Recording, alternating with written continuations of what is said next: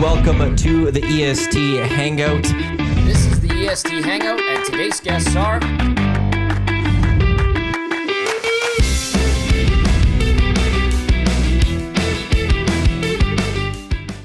Yeah, by far the worst thing. A very good Monday morning to you. Welcome to the EST Hangout, presented by Sentinel Storage right here on Edmonton Sports Talk, your clear choice for Edmonton sports. Thank you to everyone for listening live on EdmontonSportsTalk.com, TuneIn, iHeartRadio, Apple Music, watching on YouTube, or listening on podcasts, wherever you get your podcasts. Matt Iwanyk with you, along with the twins. We got Tom Gazzola, we got Zach Kubusch. Yeah. You guys are on the same side of the... This very much feels more like late night television to me. Like, hey, we've got the twins here on the show tonight. How are you guys doing today? Also, Benny, the intern, on the other side of the camera. He's got we're all merched up. You're the only one without EST merch on right now. Well, he's twinning with Eric today. Yeah. Anyone watching the morning show, they'll see that the two of them have their blue EST shirts on. Yeah. I don't know. Dusty wasn't wearing anything. I didn't see He had the Trev. hat. Actually, I didn't even go say hi to Trev. Hi, Trev. So I don't know what he's wearing. I didn't see him. There was, I saw on the 780 socials, they just did a limited run of these, or there's a fresh batch available or something like that. Yeah, so this is product placement, I suppose. Boom. The NWO shirts? Yeah. Go get them. 780 stores, 5 locations across the city of Edmonton. EST proudly presented by Play Alberta as well. I'm actually very happy. My CFL stuff did not go well this weekend. Like predictions? Yeah. I forgot to give you predictions. I'll give you predictions this week too. Because we Okay, give the picks, then you'll right? start down 0-4. Well, I'm not. I'll be all right. I'm okay. I'll include you on the email. Yes. But one of my lock shot parlays did hit. How much? Well, it was the plus 950. Yeah. Shane Lowry top 20, Nick Taylor top Canadian. Hasn't paid out yet on Play Alberta, but that one, based on when I look at the leaderboard, that one did hit. So I was very happy about that. And I know I don't you think I've use ever your hit a game golf sense. one before. But thank you to Huss also during the lock shop when I was like, do I do Shane Lowry like top 10 and Nick Taylor top Canadian? He's like, you don't want to lose the bet if you get Nick Taylor right with Shane Lowry a little too tight. Move it to top 20. And boom, I did. And Huss is excellent at that. Very, very good. And yes, confirmed, 788 a couple days ago said, we have a small restock of these beauties online. If you missed out the first go round, here you go. So we'll check out 788. To someone, who was it? Rip City Step. Is there a bear in the studio? Yeah, Gager brought I don't understand this. he had some bear in, and then Jay brought it into the studio on Friday. So until we get 4 guests in the studio, which I think is on Wednesday, the bear's just going to join us and be part of the hangout as well. So Dressed very nicely. A little pink bow tie as well. Gotta give it a formal. name. I feel like this is Knew like the rest of the way. Like Joaquin brought this in? apparently. Well, it was odd because one day I left on is odd. Thursday or whatever, and while I was heading out down the stairs, the plushie was there. Like the big teddy bear was just sitting there That's with where the I little saw plushy it cat. first. So is it really Gagers or was it just there? But then I don't know if think you just go trust it. take it. Yeah. You don't mess with the Russians. Especially if they were the ones that brought Well, it. now I don't know. Now it's are we going to get in trouble? Is it haunt? Does it have a camera in it or something? Check like the was eyes. it a Is plant? one of the eyes like a little bit off and they're spying on us? Well, maybe that's a good thing it's in the hangout then, so it doesn't see the rest of our studio and it's just locked into this room. And it's part of the hangout for a couple of hours each Yeah, day. it'll be fine. Nanny cam. That's what Rip City's adding in there.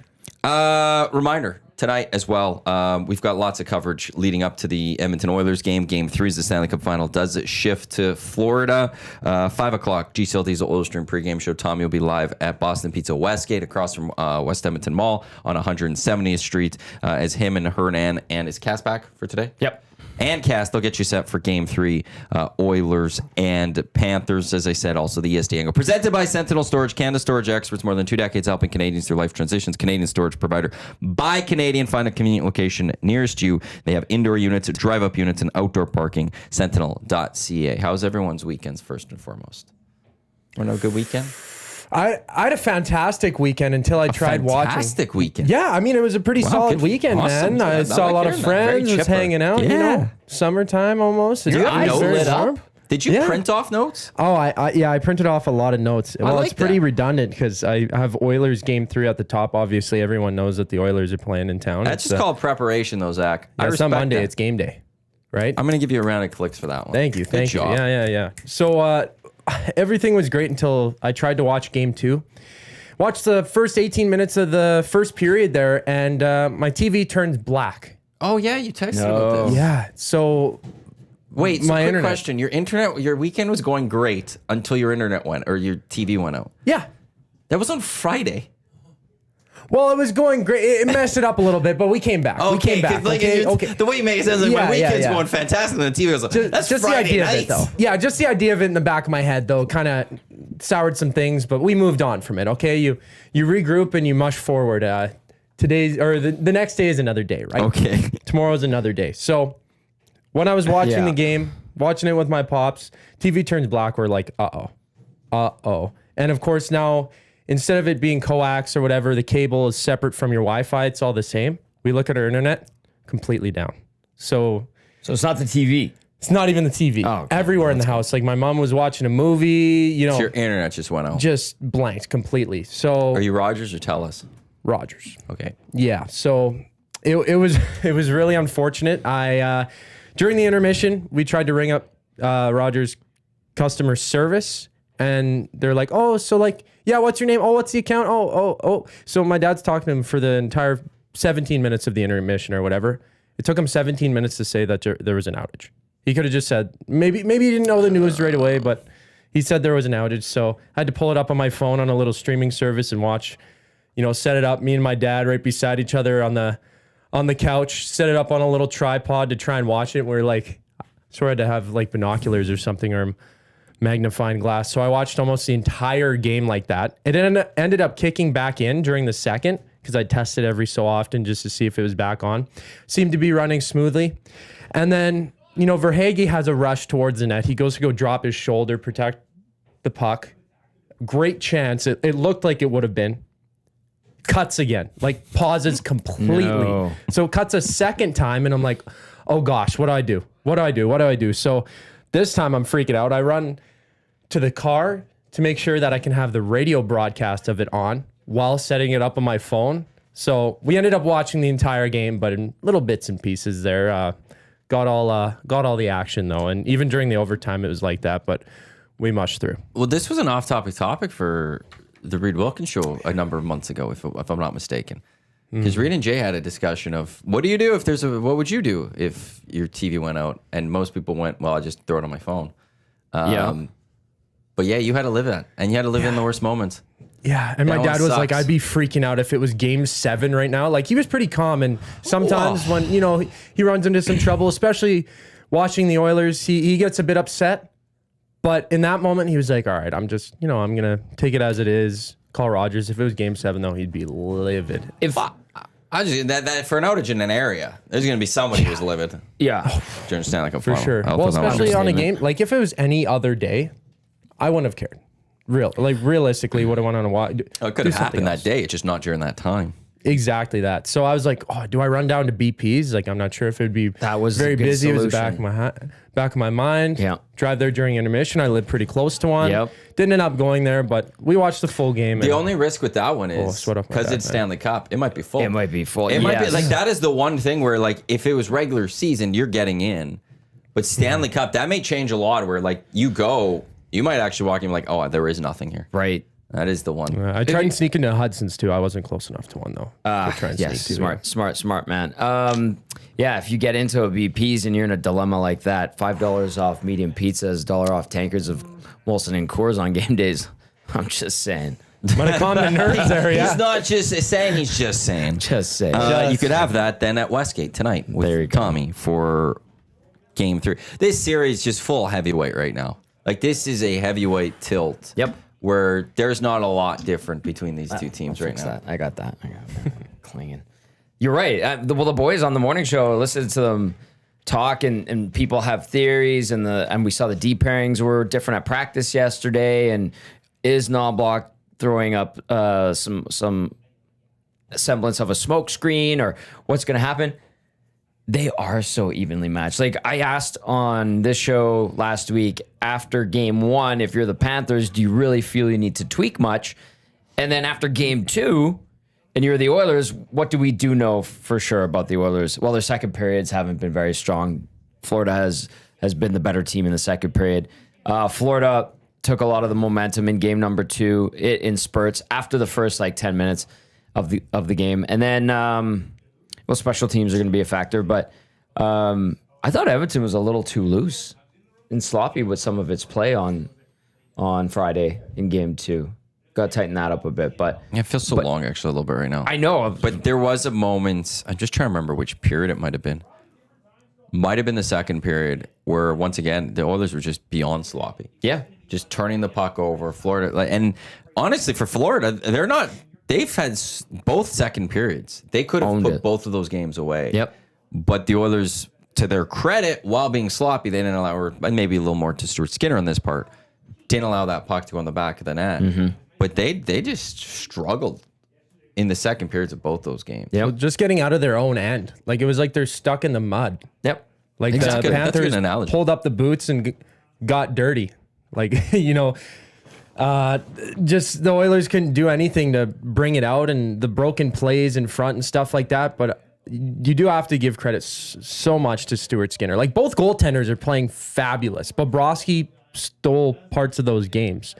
Or in that second game specifically. Although Bobrovsky has 2 bad goals in both games. Which is odd. And then he Like that, he comes to what bounce was it, the back, glove right? for who scored that one? Where Which one? I'm just like, I thought there was one bad goal in game 2. Again, this is now feeling so long ago. That's what There was one of them where, like, because he had that in game 1, he had that weak shot that made it 3-2. Marchand had the breakaway. Arvidsson goal. Yeah. I'm trying to remember game that's 2 though. There was one where I'm just like, that wasn't the good Oilers for scored? Burroughs. Yeah. Perry tied the game late. I'll find it. It's a Draisaitl dry rebound. settled goal from McDavid. Oh yeah, that was a crazy goal. That That was what a play. And then Bouchard's goal where he went to go shoot it, it was blocked, Yeah. and he got the second He chance didn't straight through see the it. screen. Yeah, that Barkov had one. that block. He didn't even know where it was until it was in the net. But beyond that, like him and Skinner, they've given up goals, but they've both been fantastic in this series. It's great. It has been an awesome series. Seriously, like I've it has been, thoroughly yeah. enjoyed it. Great hockey, but yeah, there are The Kane goal. The Kane goal. That's correct. Yeah, like, and I don't want to take anything away from Kane on this, but for Sergei Bobrovsky, like, I'm sorry, like, that's one that I Posted just in. like he was he was way far to the outside, and I would expect better from Bobrovsky on that one, being glove side and all that. It was a nice shot. Because it wasn't like it was top of the circle almost that he shot that out. Like, it was a clear shot to the net, and it just off both posts and in. I mean, pretty shot from Kane, but from Bobrovsky, like, that might be one that he's looking at and saying, yeah, you want to have that one back for sure. But then he came out when the Oilers were pushing in that third period to make those sprawling saves. And then for Perry, man, like, the electricity in that building must have been insane. 17.8 seconds left in the third to tie it up. Holy smokes. And then just going to war in that first overtime. I felt like the Oilers were definitely, like, in control for most of that. But 3 breakaways given up to the Panthers, I think it was. It was 2 Marchand breakaways, and it was the Sam Reinhart one as well. Yes. Yeah, and Reinhardt's was in overtime, was it not? Yeah. Yeah. It was two in the overtime periods, and then, of course, the winner. Flip from side Marchand. to that, Kapanen twice could have ended game 1 and game 2. Had great opportunities and great chances to end it in overtime. He's been incredible. Derek Van Diest, Ryan Nugent-Hopkins, not on the ice for an optional morning skate. He was not made available to the media this morning. So Nuge not missed on the ice for yesterday the too, right? optional skate for the Edmonton Oilers, according to Derek Van Diest of NHL.com and friend of the EST Hangout. We will wait and see. More I have a bit of a thing on that. I was told yesterday if he can't go tonight, he should be good to go for Thursday. Now, is there any piece of that game too where there could have been like, ooh, Nuge could have been, injured on that play or nicked up a little bit? There wasn't really anything that popped out to you guys. I didn't really see anything either. I mean, of course, playoff hockey, you're gonna fight harder for sure. But yeah, if you just taking the time off now, maybe Jeff Skinner coming back in, 2 points in 2 games. point a game player. The secret weapon. Working his way up Even. from being a -2 been. to a plus. What is he, -1 He's right even. now? Even. Did he get to even? He got to even, He I got to think. even. Yep. I thought he was -1 in that, or +1 in that one game. Yeah, and he was got minus back up. one. He was dash two. He was dash two. Oh, yeah. shoot. -2. So now he's He's -1. dash. So Hang here on. he'll get another point, Let's have a look. and he'll move his way to even. So then he'll become, in 3 games in the playoffs, point a game player But also, Benny can't rip on him for Yeah. being dash too. Yeah. Playoff performer, Yep. Jeff Skinner. Hang on. Do you think that if Skinner comes in, like it's just you slot him in right where Nuge is? No. -1 confirmed. Sorry. Because that's where he skated yesterday. Yeah, it feels like a placeholder thing to me. Yeah. Dusty had a good breakdown on the morning show of what he would do. You'd move Podkolzin up with Draisaitl and then put Skinner probably on that third line. Maybe on the third line, leave Frederick where he is because he's kind of been a little bit slower than everyone. But yeah, Podkolzin's been going. Get that familiarity with Draisaitl, move Kane up to the top line. I like that option more than just sliding Skinner in. Yeah, I agree. Yeah. And they'll feed through, of course. Like, And then they he'll always just- play yeah. the double shifts and stuff like that for Knoblauch the will big change it on the guys. fly. My Go ahead. my one complaint with like the McDavid, Perry, Nuge line was that I feel like they didn't have a forechecker. Like they missed that heavily with Hyman. Yeah. Obviously Perry's boots aren't great. And if McDavid's not on the forecheck, like Nuge isn't necessarily like the biggest forechecker. So I think Evander Kane being on that line could help him a lot. Like be able to own the puck in Florida's end, which should help with not having it in the Oilers' end. Stay away from that Florida forecheck. So yeah, I don't know. Like I wouldn't mind that idea at all. So bump up Kane with McDavid and Perry, and then have Podkolzin with Draisaitl, Kapanen, Yeah. with Skinner. Who am I seeing Skinner, here? Yeah. Rico, and Arvids And Brown. and Brown, and Yeah, then great. Arvidsson, Janmark, Frederick. Northside Sandwich says 11-7. Do you instead find a way to get Troy Stetcher into the lineup? Stetcher's season. I think we'll still see Ryan Nugent-Hopkins. Yeah, you think they're just It's the playoffs. Playing It's it the fine, Stanley yeah. Cup final. I'm one that until I don't actually see them in the lineup, I'm going to bet that they're going to be in the lineup. That's the way I'm just going to look at this. And maybe I'm off on this. I know Rashog even said on the mandate also today that the sense he's feeling down there is also that he won't play and stuff. But I think these guys sometimes will just go tough it out, try to do it. Although Nugent didn't exactly have the best game too. A little unnoticeable. Yeah. So maybe there is something that's fully going. Something there. Looks like the Lock Shop golf parlay that hit. My Shane Lowry top 20, Nick Taylor top Canadian. Paid out? Might be paying out right now. So if you did jump on that one, check your Play Alberta account. In the next little bit, you should probably start seeing that one pop in, which is plus 950. I need to start riding on those golf bets. Here's a text. Huge factor in winning a championship is health. Kane last year and Hyman this year. Florida hasn't had much, if anything, when it comes to injuries. They came into it though. Yeah. Like you can't tell me watching this series that Matt Tkachuk is healthy. He's not healthy. No. And AJ Greer. Some people like AJ. Nuge is now on the ice. Is he? Yeah. There you go. He's out late to take optional skate, lightly handling some pucks. He's probably not playing. Ooh, Like Nick in the nasty chat. 50 on that parlay. Thanks, Maddie. Ooh. Ooh, Yeah, that's a- Kachuk has been completely invisible. Yeah. Like I haven't noticed him. I forgot that he was even on the team for a moment. I'm just kidding, but I mean, there's guys who are stepping up. Bennett's there. Marchand. I thought he would be highly impactful, but he's being that clutch player once again that he kind of has been forever. Completely, like to show up like that. He had like 5 shots or something. He had so many opportunities. Of course, the 2 breakaways too, but he was all over the ice. Are you saying that he's game. good to quite good? He might be pretty good at hockey. Yeah, he is. He might be. He's doing very effective. I love practices during like Stanley Cup final. Mark Spector, Ryan Nugent-Hopkins on the practice ice for Edmonton this morning. Dan Nugent-Bowman, Ryan Nugent-Hopkins joined an optional morning skate for the Oilers in Sunrise. Chris Johnson, Ryan Nugent-Hopkins has joined the Oilers optional morning skate before Game 3. Ryan Rashog, RNH came out late to optional practice, lightly handling some pucks. Pierre LeBrun, RNH on ice for the Oilers morning skate. His availability for tonight is in question. Gene Principe, didn't see him to start morning, but now RNH is out. Now, when they're at practice, do they all the media guys stand together? Is it, you kind of Yeah, go where you want to well, go? kind of. I mean, you're supposed to sit in like a section, depending where it is. If that's at the Panthers practice facility or is at the main rink. Main rink. Because the Panthers were at their practice facility this morning. Main rink, yeah, you kind of sit behind the benches or wherever the tunnel is to get back down to the locker room quickest. Panthers were at their practice facility? Yeah. I'm surprised the NHL would allow that in the Stanley Cup final. They can do whatever they want. I know, but the media is all in one location. How far away is Who the else? practice facility? I don't know. Everything there is like a 25 Yeah. to 30-minute drive. Because I'd be sitting there going, I'm sorry, you need to do it here because we have all the media here. We're all set up podiums here. We're just doing that in one location. We're not going to do it in 2 locations. Yeah, who was I? Well, Rashog, he was supposed to join on the phone originally on the morning show. Then he got there sooner than he thought.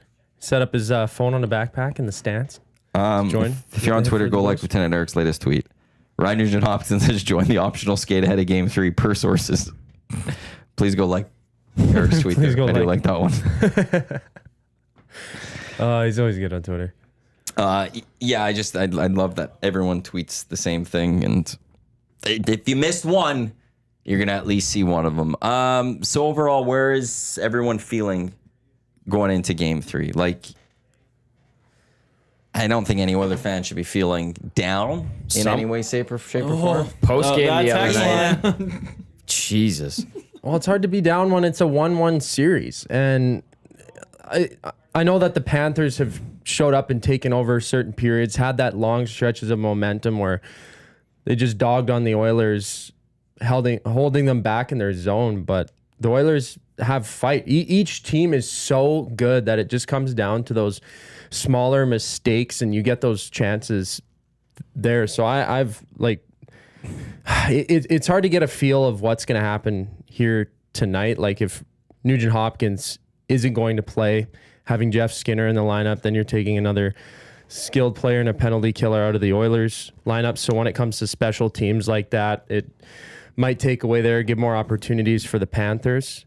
And on that special teams, I am so annoyed with the refs, how they call things in the first period that they will not call later in the game. Is and I this know new that to is you? playoff. No, it isn't new to me, but the more I see it and the more is I'm very paying frustrating. attention You're to right. it, it's like Yeah. you're changing the way the game could be played, like the approach for the teams, because now there's that special teams element completely cut out of it really in the overtime periods of playoffs. Of course, it helps for both sides. There's holdings from Kapanen and things on the other side of play, but it gets under my skin a little bit.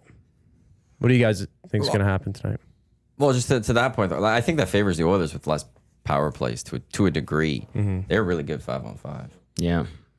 The So, like, PK, this the isn't- PK's leaky still. From the last few years, I would have been like, they need the power plays, but this is a year where they're actually built to be like, okay, they don't get, if there is not a single power play penalty called tonight, the Oilers' chances are still very good to go win that hockey game. Yeah. Whereas if it was last year, we'd be like, it's going to be tough then.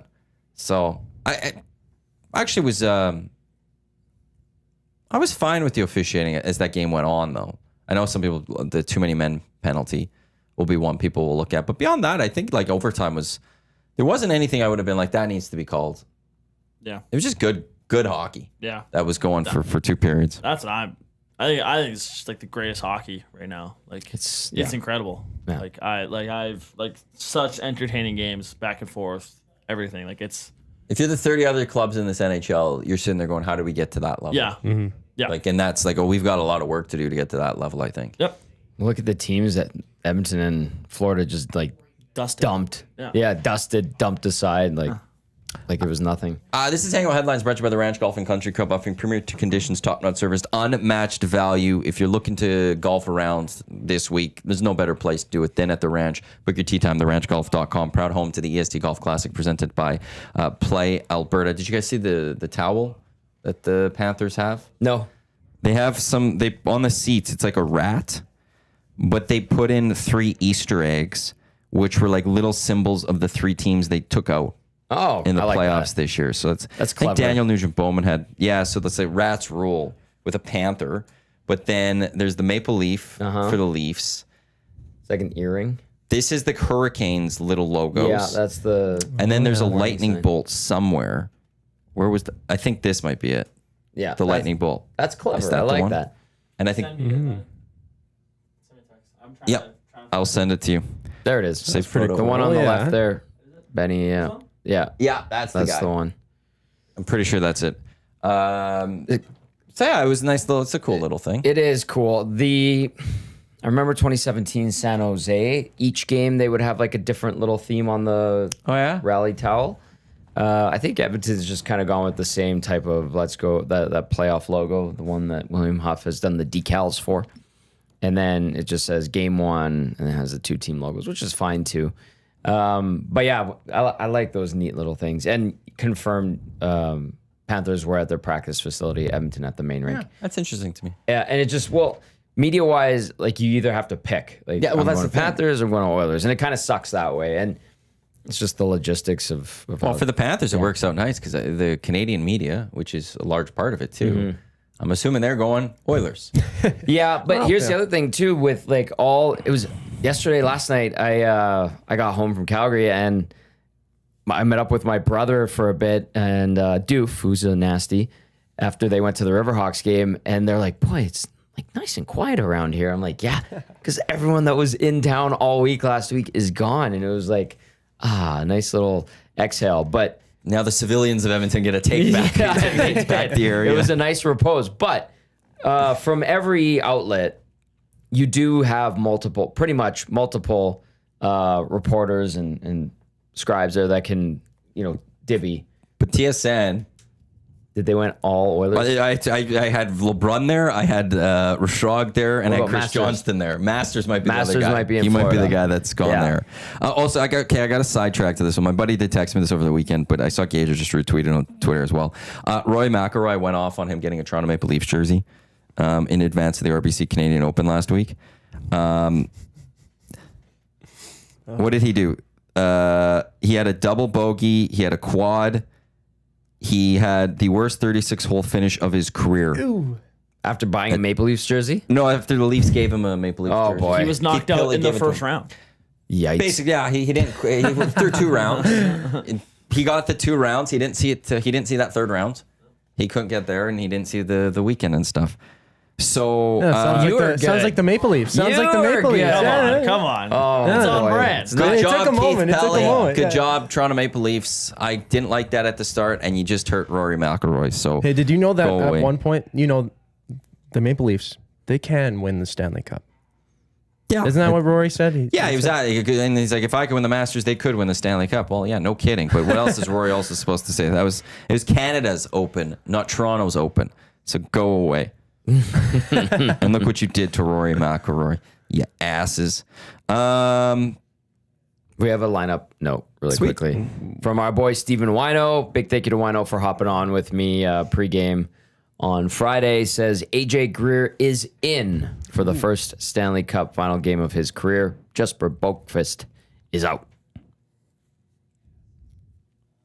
Some more physicality then, because Boqvist is a pretty quick guy. Like he seems like he's a bigger dude. He has some skill as well, but Greer to be on the bottom 6, probably a good insertion. No, Yeah, bigger, tougher hockey. Boqvist was fine. He had a couple of looks, but on that first game he was injected to when he was sitting out. Boqvist he got 2 points, but that he did. Goal and an assist, man.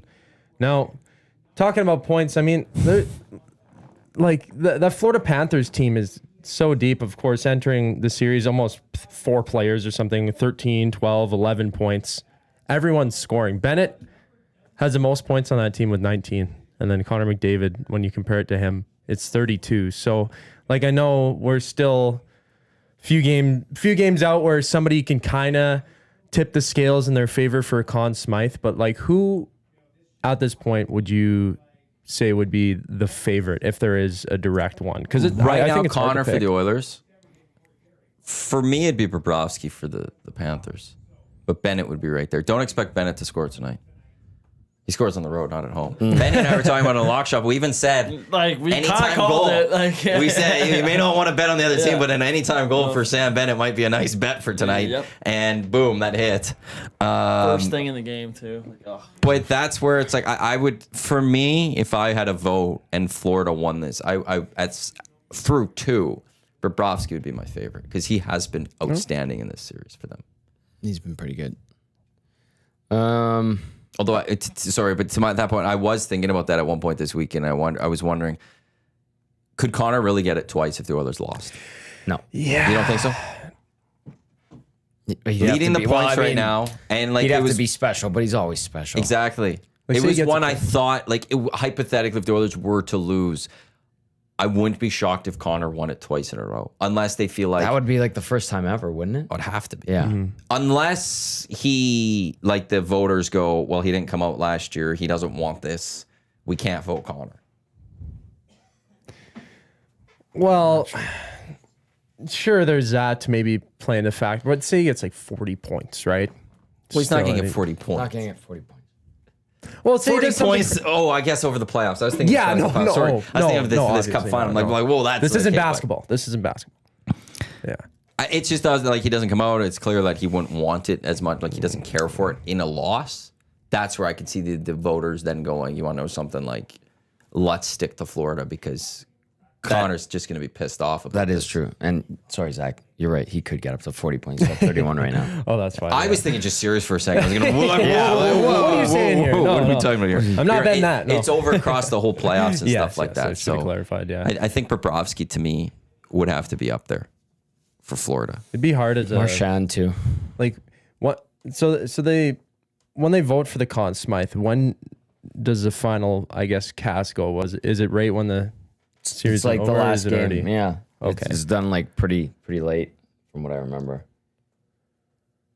Yeah, because if it they has don't to know be it's in the at a last certain point. I So I think guess it's like they're with- voting for it it's like- anytime it's a clinching game. I think it's pretty late in the series. Yeah. Okay. So it like say it like it was last year. It's Panthers up 3-0. Would they vote each game because it is another clinching That game, I or is don't- it I just don't- the one? The I don't 18 think media go. members must submit their top Right? 3 selections for playoff MVP by the 10-minute mark of the third period. Yeah. Conn Smythe ballots are submitted once there's a Stanley Cup clinching scenario Yes. in play, and the vote is required even if the Oilers are leading the game after 2 periods. This is from an Athletic article last year. Okay. That's right. I'm assuming then, though, they vote each game of a clinching game then. I don't think in that first clinching game it locks in Conn Smythe. I would assume, okay, this is the clinching game. This is how this vote would go for Yeah. today. If the game gets extended, they'd put in another vote because that would adjust how things would play out and things like that. Because, yeah, at that same time, like, Bobrovsky would have won it last year, I think, because through 3, he would have been the favorite. And then the Oilers stormed back and McDavid took it. So, but it's the 10-minute mark of the third period. So if there's an OT hero You're not of a getting game 7, that's not going to change the ballot in any way, shape, or form. It was the same thing for the Four Nations MVP because they gave it to McKinnon and McDavid scored the overtime winner. So I was wondering if like they would give MVP of Four Nations to McDavid, but and then I think David Amber said or something. Yeah. It's such a scramble because Yeah. at the 10-minute mark of the third period, generally the media is moving around, going from press level down to the media lounge. It's chaotic is the best way to describe everything that's going on at the end of a game in general. Heighten that by five times in the playoffs, and then take that and times it again by 5 in the Stanley Cup final. Like, it's insane how many moving parts there are and where everybody's scattered, and it's crazy. So yeah, that makes sense. And I'm glad David highlighted that and explained it, pulled the curtain back a little bit. I just want to get to this really quickly from Oilers PR. This was a few minutes ago. The Oilers are not making Nugent Hopkins available post-practice. So I don't know. Not a good indicator. I don't think he's playing. Otherwise, this would be dark arts if he does end up playing and looks fine at its finest. Well, with the now with the media thing, the complete organized chaos. How many people roughly can be seated at Rogers Place? Like 200? Reed and I are at the back, and that bottom row is 129. Yeah. Or is it 130? Am I 129 or is Reed 129? I can't remember. And then there's the seats up there, which is another like 50 or so. Yeah, plus all the team booths, and And then then you got the booths. auxiliary press box, Yeah. And then which is probably like another 50. yeah, I'd say probably closing in on 250 almost even. Yeah. Jeez, lots of people feeding through. Holy smokes! Well, It's insane. It is organized chaos. Like, And it's Yeah, completely complete- full. Like through Yeah. an average Oiler game, I would say maybe a third of the press box is used. Like Yeah. on that bottom row that we sit. yeah. There's a lot of open seats. Yes. And then now it's There's you can sit nothing alone. there. Now you're Yeah. elbow to elbow the whole way down. like, actually it's not that. It's actually they've spaced it nicely where you do have room when you're sitting there. yeah. Oh, nice. Okay. But for example, in the third round against Dallas, LeBron came to town. Maybe it was the second round against the Golden Knights. I think it was third round. And Rashad called me and he goes, "Hey, I really want to sit with Pierre. Can you trade seats with him?" And I was like, "Yeah, sure," because then I'd be sitting with you and Reed. Mm-hmm. And then I get there and I'm telling Pierre, I'm like, "Pierre, what the hell are you doing in my seat?" Joking, right? Because we were supposed to trade. And he's like, "What do you mean?" And then Rashad looks in what is usually Iwanyk's seat and he looks up with me and he goes, "Oh, I just moved over." And I'm like, you can't do that now. Everybody sits in their assigned seat, but even in the third round, things like that, you can kind of finagle stuff. But that was just a disaster. Yeah. Shoggy he called you too, didn't he? He called me too, and he's like, "Hey, can Why I are we have this seat?" I'm like, this? "Ryan, I don't like. I'll take your spot, sit next to Tommy, or Tommy can come sit next to us. Like, I don't Whatever. care. I'm gonna go watch this hockey game and watch. Like, it doesn't matter to me." And then like I got there and I go to Ryan. I'm like, "What are we doing here?" And he's like, "Oh, Pierre doesn't want to leave in the end." I was like, "Well, like, what do you want to just go? Like, I don't care." And then he left, and it was just okay. He wanted to sit with his buddy. Yeah, but then Pierre didn't want to sit next to him. Well, Pierre didn't want to get up to go sit next to him. And then in the end, I realized after I sat down, because I did change the spots, was that the person that was scheduled to sit next to Pierre on the other side, like it was me, it was Reed, myself, Pierre LeBrun, and then I think it was Kristen Shilton. She wasn't even there. I realized after that, Kristen Shilton. So like Ryan could have just went and sat in that one spot. And he was even his TSN teammate. He could have just switched with them, but he was coming to us, and it was just there was a lot of weird. ESPN now. Oh, her name bar had TSN. Oh, I didn't. Well, I guess it's all one company. ESPN owns Tony 10% of TSN, I guess, or something. True. But so it's just really weird and all of that. So you were saying that you guys could kind of play musical chairs a little bit in that third round. Would it be frowned upon if you guys made a move to a different seed? Somehow, like if you guys wanted to make a change? It depends. You'd have to know the other person. Yeah. Straight up. Sure. Like Okay, if... And the league has like 25 people there that'll chew your head off if you do something that's Yeah, you're not going to take gauche. someone else's seat. Yeah. But, I don't know. Let's say that scenario happens again. But this time, Pierre LeBrun's like, I really like sitting next to Reed Wilkins. I want to go sit next to Reed. Oh, what a nice guy. And I go, yeah, we'll switch. And Reed's we're all good. Like, I don't think anyone would say anything, but no one's trying to do that right now. Because like everyone's also in their groups. Yeah. Like, because there's more media too. Like, I was looking at the chart and like Sportsnet has like 6 spots. So all the Sportsnet people are together. Spec, Eric Francis, all them are together. The TSN people are together. So there's a bunch of them. So they're also probably just planning work. Whereas when it's an Oiler game, all the Edmonton media are together, but it's the Spec's the only one from Sportsnet. There's only a couple people from Post Media, so it does change things. So I guess throughout 3 rounds in the regular season, Edmonton media stays together. But once you get to the Cup final, it's affiliations throughout. Okay, gotcha. Yeah. That's how who that wouldn't kind of want to goes. sit next to Reed Wilkins, though? That's the real thing. He's such a nice guy. I enjoy sitting next to him. We have some great times. At points, like in intermissions, we'll just like, I don't know how it comes up, but he'll be like, we'll go through like the AC/DC Back in Black album. Yeah. And he tries to name this track list in order. Start to Wow, in order. In order. Like he'll be like, that one starts with this one, and then it goes to this one, and then it goes to this one, and then it might be this one or this one, and then I'm just sitting there on the phone like, yeah, no, and then I try to give him slight hints, but not giving it away, and then we go through that, and then the intermission's Timestamps too? over. No, he doesn't do runs that it? one. Okay, he yeah. doesn't do that one. Huh. Not even talking about the game, just AC/DC. Okay. Well, There's lots of time to kill. he did say he was worried about the Oilers in the third period, at least coming back. I was like, yeah, I'm not worried. And then when Corey Perry scored, he looked at me. He's like, you were right. Yeah. So I Should've did practiced get more it. You were AC/DC. right for Yeah, Reed exactly, Wilkins. yeah. So that was a stamp of honor for me. I got one of those. But I stand by this one. The Oilers, if they're ever down going into the third period, at the very least, they're forcing overtime. If they're down by a goal or two, we talked about that one on the Lock Shop on Friday. Like, it would have to be 3+ in the third period for me to start being like, oh, maybe the Oilers won't come back tonight. Yeah. Whereas tonight, going into the third period, if the Edmonton Oilers are down 1 or 2 goals, I'm looking at that going, like, I lost the bet in the end, but the Oilers went to plus 325 on Play Alberta on the money line early in the third period. I threw a couple bucks on it because I'm like, this team, like, there's a chance they're going to come back and win this. And, well, they got it to overtime, and they almost won it for me. So you can never count this team out. And, look, Florida ended up continuing it, but it took overtime. They almost went 31-2 when leading with going into a third period under Paul Maurice and stuff. Like, the Oilers are always just going to find that way to score. They are a deadly hockey team. That was insane. And they are... It's not even with the extra man they're deadly. It's the fact that their backs are against the wall. They're deadly. which makes for exciting hockey. And it was so weird to see online. I saw one post online. I don't know if it was rage bait to try and get people commenting on the post and stuff like that. That happens a lot on X, as you guys know.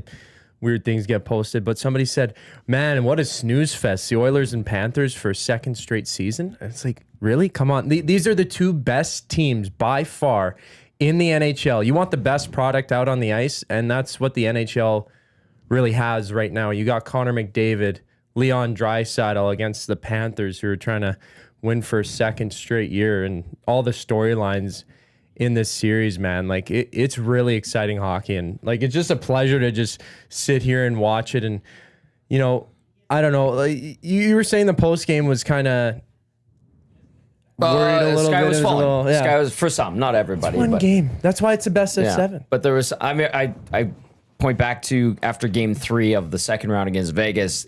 Edmonton loses that game, score on themselves, blow lead, all that stuff. Some people thought the sky was falling. Then they're like, "Oh, this was a great run, but it's over. I don't see the Vegas Golden Knights losing anymore." And this Oilers team, you know, they got through the first round, need to retool, and then they just rattled off a bunch of wins after that. And I don't know. I listen. I still think it's a roll of the dice. I think every game is going to be. There's going to be little things. Like I'll even point back to Bouchard caught flat-footed on those 2 breakaway goals. Yeah, like he didn't really back. And not a lot of people talked about that. Well, I think when they came to the overtime goal, like I know there was some criticism of him not skating too hard in the end, but that was him looking for the rebound. But both of those he was caught flat-footed. And and listen, there was a couple of other mistakes in there. I didn't like the overtime winner on Skinner either. I didn't like the way it went in, but it was like he was crossing over to start hustling backwards, but he went towards the wall and it opened up the seam for Marchand, and it was just a quick pass. And he was so the early part of that is where he stumbled, he screwed up on that play. And on the first Marchand goal, it was somewhat similar where he was late getting going and getting his feet moving, and that opened it up for Marchand with a little backhand pass. Marchand just goes in, scoops it up, and takes it on the break. That goal was really nice, though. I really like that first one, the little juke, and then he just like tucks it forehand down low on Skinner. I thought that was a nice goal. But both goals, it was Bouchard and the way he was backpedaling, where it was just either he was flat-footed or he was caught too late trying to catch up. Well, and just an isolated clip of that on the overtime winner where he's sort of sauntering up behind McDavid on the back check there. It was Draisaitl, it was Wallman, but the thing is like when he was trying to like cross over backwards to get going, he was like along the blue line almost, so parallel to the blue line, and he was working his way towards the boards, and that gave Marchand just that little window to get going, and he recognized he's got the jump on him, and then that's where he took off, and it was just, I was like, oh my God, he did it. Bouchard did it again. He gave Marchand a lane and a seam, and the Panthers both times took advantage. That's what it was. It was like the back check was irrelevant by that point because it was too late. He was already behind him. So if people are looking at Bouchard going, you weren't back checking quick enough, maybe, but the mistake and the fatal flaw was earlier at the offensive zone blue line, on both goals, in my opinion. So on those, I guess, breakdowns defensively where Marchand got those rushes and those breakaway opportunities as well, was it more so that there wasn't that back check there and the Panthers just got a step ahead, or was it a misread when, you know, the Panthers were pushing it up? That allowed the breakaway to happen. Yeah. Guys had to try to make up for it with a quick back check. And on the game-winning goal by Marchand, Draisaitl actually catches him, right? And I said this on the post-game show. I watched it again, too, and maybe I don't buy into my theory from Friday night as much, but Draisaitl went around to try to lift Marchand on his strong side instead of going inside and taking him from the inside. And I thought, you know, hey, maybe Draisaitl could have gone on the inside, but he was pretty quick getting back. But Marchand made the move, and I didn't like the way it went in on Stu Skinner. Just squeaked in 2 5-hole goals in that one. Well, that I didn't like. I just the first one again. I thought was a clever, tricky play by Marchand. Nice shot. That one, he was being accosted by Draisaitl, and it still squibbed through. So anyway, the fatal flaw to me, Zach, wasn't the back check. It was Bouchard misreading it and not getting on it. Not recognizing where Marchand was or where the seam was that he just opened up or allowed to be opened up. And Bouchard, like, up to this point here, has been super strong in the playoffs. Like, he's been the same playoff performer that we've seen last season, but just like the Panthers, just pushing him back and forcing him to make those mistakes. Like, offensively, he's super gifted, and it's nice to see that. Well, I mean, of course, he got flack probably on that one where he didn't come back on the back check, but man, Bouchard has been just lights out, I think, in this postseason. He's just been fantastic for the Oilers. And didn't he also have a goal and 2 assists that game too? Yeah, Like 3 points. Yeah, he had 3 points in like it's like one of the it's first one of two those. periods, It's like like the points are gonna get overlooked obviously because the glaring mistake he makes. But Right. So are you saying it's a 7-6 game tonight? yeah, I mean, I don't know. Yeah, we've been saying the Bouchard's been incredible this playoff. I don't know if other teams, it could just be like maybe the teams the Oilers have played up to this point wouldn't read the mistake that Bouchard like Marchand's a smart player. He understands that. Okay, Bouch just made a bad step here. I'm gone. Like, so I don't. It's probably just due to the competition that the Oilers have as well. Too. Yeah. We're gonna see more mistakes like that. But Right. Collingwood Rob sums it up nicely with this text. Thank you, Rob. Says Bouchard needs to back out quicker when danger appears. That's situational awareness and more towards the middle of the ice. He waits too long and then it's too late. Yeah, that sums it up nicely. Well, he's trying to be that option offensively, but yeah, you do have to play defense. That it's main part of the situational game, too though. because like remember you go back to round 1 and he makes that a very similar step up that saves the Oilers season on the Byfield chip out. This time you probably shouldn't be doing it in overtime of a Stanley Cup final because you're not fighting for your life necessarily. That LA series you have to make that step there. So he's 1 for 2 on those type of step ups. So I yeah, don't for know. sure. Just Take the good with the bad with him. play more, not passively, but just be more aware of that. You don't have to really. I guess you want the game to be over. You don't want the overtime to go on forever, but you don't want to risk those opportunities to try and get those offensive chances because that's where the Panthers are really going to bite you. Like It's also with those mistakes, double man. overtime. They're tired. Like everyone big out there time. is dead. Did we ever find out what anyone was eating? No, they didn't. Well, Marchand had a blizzard. I don't know. It's a good question. No one found out. Okay. That's unfortunate. So what if there'd be pizza or something? I don't know what I'd want. I'd like pizza. Except I'd probably crush too much pizza. It's probably get you slow. Yeah, those intermissions. I'm sure there's like those like little gel packs or whatever, energy which is kind of packages, boring. yeah. Not like the good old days where you'd smoke a dart on the bench and sip some Diet Coke or whatever, and then get back out there and just go back to How work. great would that be? Just all of a sudden, like a couple of Oilers just hacking a dart. Yeah, just light up a heater. There's sports that accidentally showing. There's just a couple of, just getting ready to go. Packing a quick lip pillow or something like that. This is the EST Hangout presented by Sentinel Storage, Canada Storage Experts. I want to get to Play Alberta. Our over-under for Play Alberta. Right now, the promo codes for the month of June, EST Casino. When you deposit 20 or more and you get a $50 casino bonus, or deposit 20 or more and use EST Sports and you'll get a $50 free bet. I think I know where this one's going to go. So this might be just a little too obvious, but over-under wins of the Edmonton Oilers out in Florida, 1.5. That's tough. Basically, are they coming back with, are they sweeping in Florida? Split in Florida, or I don't think anyone's thinking they're getting swept in Florida, are they? No.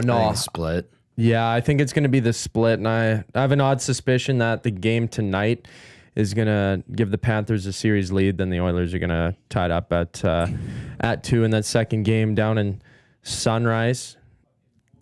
It's going to be a long series, and I never thought coming into this one that it would be an easy one for either team. Like, it's going to be another hard-fought game, but maybe the Panthers and their Rat Cat Turtles or whatever they call their fans or something like that down there, their zoo down in Florida might try and rally behind them. But, yeah, I don't know how that is. Are they drinking 11 a.m. beers down there like they are here in Edmonton when they I play? think there's people drinking 11 a.m.'s beers absolutely in the Miami now. Are they doing it in advance of the Florida Panthers game and the Edmonton Oilers tonight? No. But are people drinking 11 o'clock beers out in Miami? Yes. Sounds yes, like they are. Sounds like yesterday was quite a enjoyable Sunday fun day down Fort Lauderdale, the pier there, or not the pier. Do you have a source down there that's telling you that? I have a few sources that may or may not have seen management types from both teams indulging in some of the sun and the delicious suds.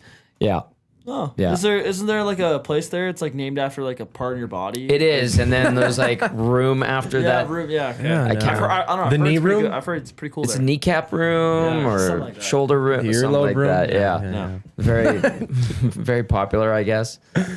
I've heard a couple things about that too. Maybe a couple. But good, yes, bars. sounds like everybody was enjoying. Now the player is probably a different story, but eating their blizzards between there you go. intermissions too. Yeah.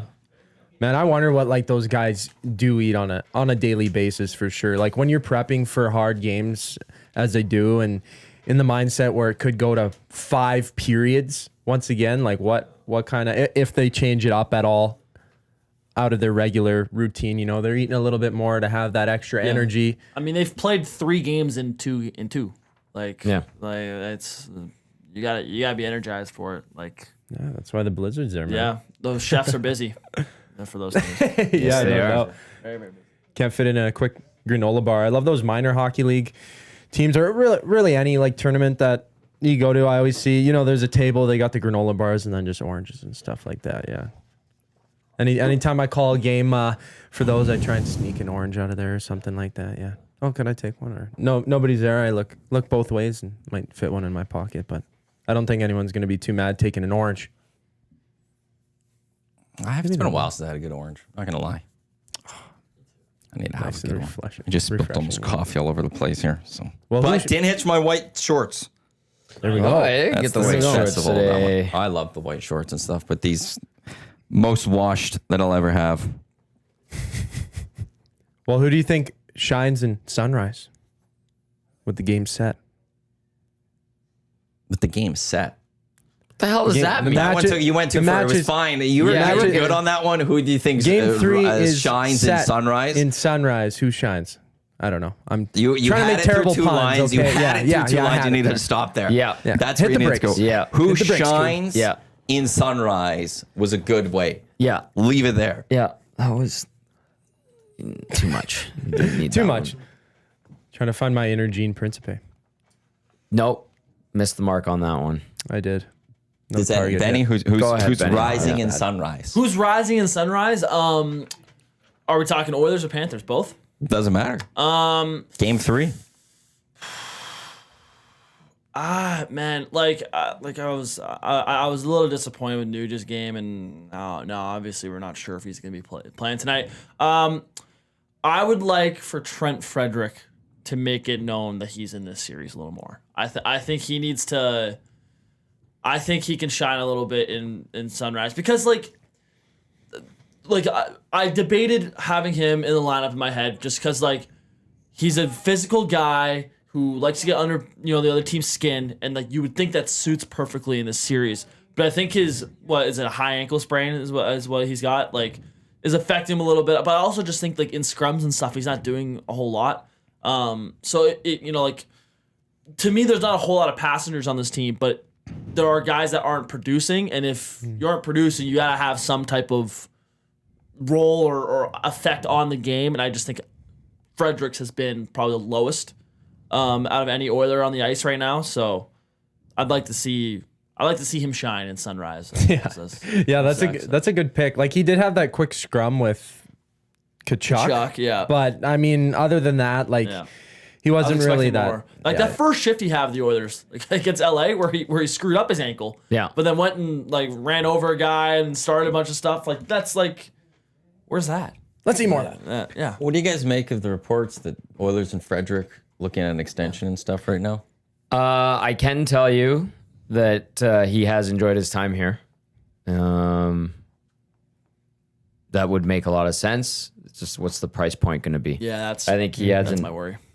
I think there's an element there that he adds. And listen, where his ankle's at now, who knows, really? It's probably still bothering him. But he is a little bit of a step slower. But this hockey is so fast right now that I think in the regular season, even in playoffs in general, the first couple rounds, he was all right. So I would like him if they re-signed him.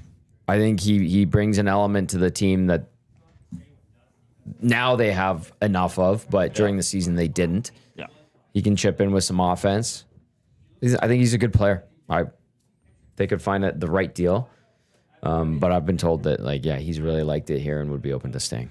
Well, I guess going to a Stanley Cup final has got to be something that's pretty fun to be part of, which is actually the other piece of news from the weekend was Dylan Holloway switching agents. Well, his agent didn't do him any favors last year. That's rough. That's rough. That's clearly bad representation. He got bad advice right there. That's what you're being told. But you are also an adult. Make your own decisions. And his decision is going to pay off well in terms of success, in terms of finances. And getting personal accolades type thing. But the idea of possibly going to go win a Stanley Cup early in your career. Yeah. And he'd probably be a top 6 guy here. Yeah. He would be very impactful if he's still... And it's not like he's a really young guy, and he's got a lot of upside that has been seen in that most recent season in St. Louis. It's not like he was fighting for an NHL, spot on the roster just to get that extra bit of money, because he's going to have a lot of earnings throughout his career for sure. But yeah, that was a bit of a blunder on his end. Just a bit. Well, just to recap, because he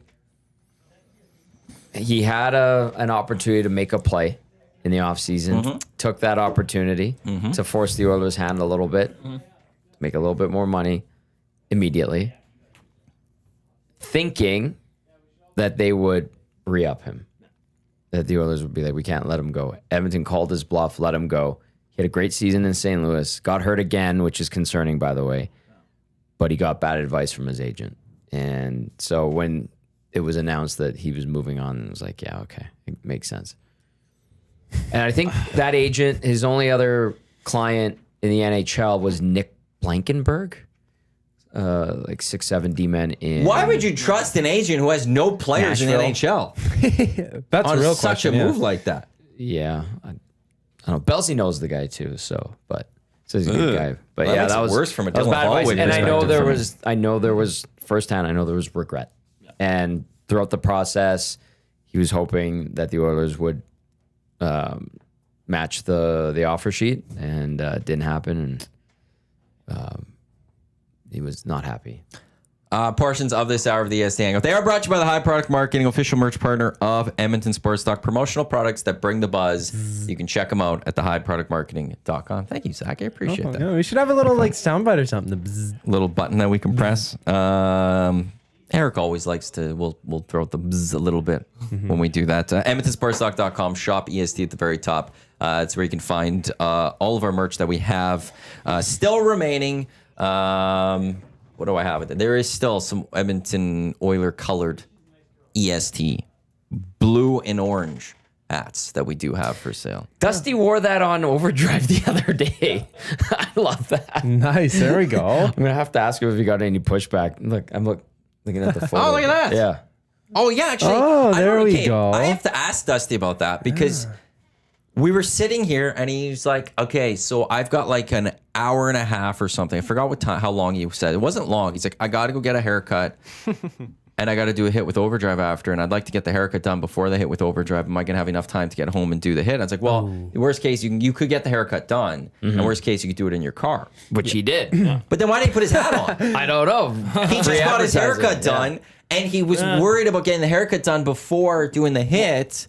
He wants the brand out there. Because he needed it for that. Yeah, but I wonder what the thought why was he so process worried about was getting there, the haircut before the hit? Maybe But he I'm didn't get wondering the if- product in the hair afterwards. You know what I mean? No, they ask always usually get the ask. product. Yeah, Yeah, they'll yeah. always be like, do you want product in? No.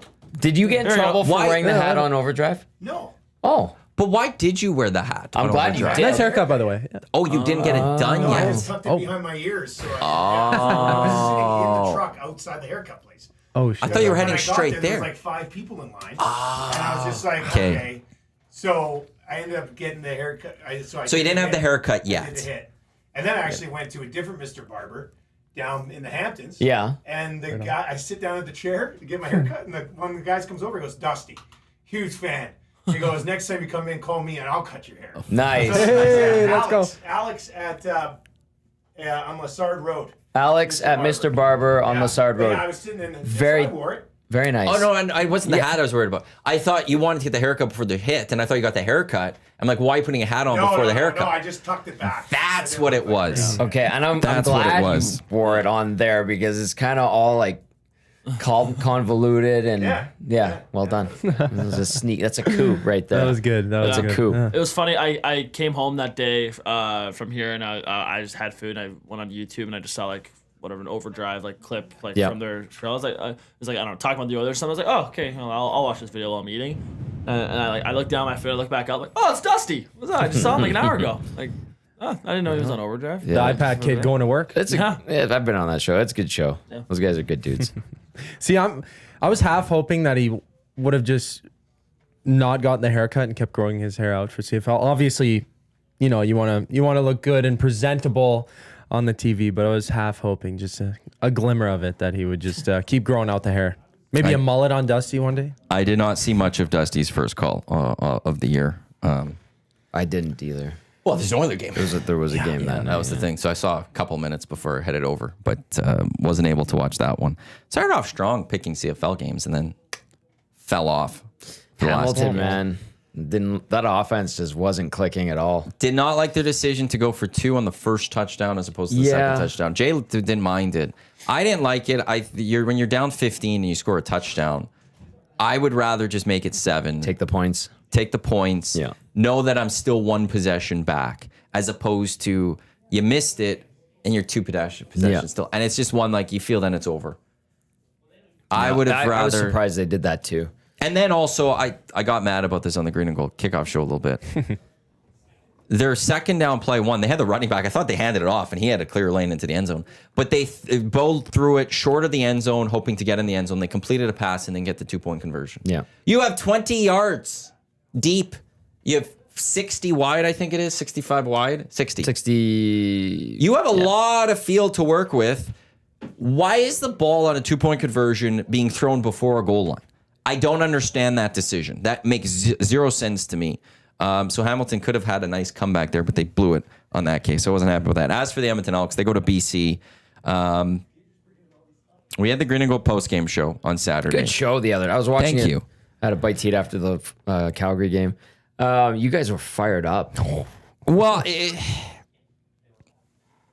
I'll run down the Elks game quickly here. And did you get that clip of Trey by any chance? I do have it. Okay, you could throw that at some point of just the Trey clip of, because what a play, Trey. First and That was foremost. insane. Yeah. Like Nathan Rourke had an incredible run in that game. He eluded a blitz from the Elks and went for like 30 yards or something like that. It was an amazing play. And that's overshadowed because of what Trey did here. Jay and I counted Trey on this. We counted 35 yards north-south that he ran. I can't do the math of what he would have went east-west though on that. That had to be like a 55, 60-yard run that he had there. When he started running backwards, I was like, get rid of it, Trey. Get rid of it, Trey. Because I'm worried it was 3rd down. Yeah. And he got that block too. And that was Matthew Betts coming too. Yeah. Matthew At one Betts point. might, they're talking about him setting the sack record this year. So he absolutely great play there. But overall, here's my thing that I'll go with on the Edmonton Elks. Offense had zero flow. They couldn't get into a rhythm. The O-line was not good. The O-line struggled. There was a lot of blitzes, which leads to part of the second one. But at the same time, Trey wasn't good enough. Trey's passes were bad. He put his receivers in tough spots, especially late in that game, where they were getting destroyed by hits, where they were jumping. Arkel Smith, that was slightly high where he died, basically, it looked like. I was trying to figure out, is that on Trey? Is that just a good read by the DB? It was all over the place, but he was in a bad position where he then got laid up. Trolley tracks, man. So Trey has to be better. They need to establish a run game, but it didn't get going early. And then in the third quarter, when I looked at how the breakdown went, it was hard to establish a run at that point because the game kind of got away from them. Defensively, they started off really well. 2 third down stops, which was great to see. Yep. But in the second half, couldn't stop the BC Lions.